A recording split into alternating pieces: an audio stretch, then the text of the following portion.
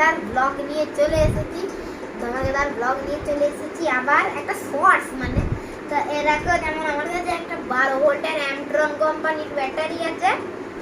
এটা দিয়ে কি করে 12 ভোল্টের লাইট জ্বালানো যাবে সেটা দেখাবো। এই দেখো কিছুই নাই, পজিটিভ নেগেটিভটা দেখতে হবে। দেখো যেমন লাল সেটা নেগেটিভ, আর একদম হোয়াইট পিওর সেটা পজিটিভ। যেমন এ দেখো তোমাদেরকে জানিয়ে দেখো, এই যে এর সাথে এই তারটা এইভাবে ঢোকাতে হবে, আর এর সাথে এই ঠেকালে এরকম। এবার দেখাচ্ছি ফগ লাইটে 3টে থাকে। এর কাজ হয় এই যদি কালো আর সাদা দুটো একসাথে দাও তাহলে সাদা জ্বলবে, আর যদি আর এই দুটো যদি হলুদ আর যদি দাও তাহলে হলুদ জ্বলবে।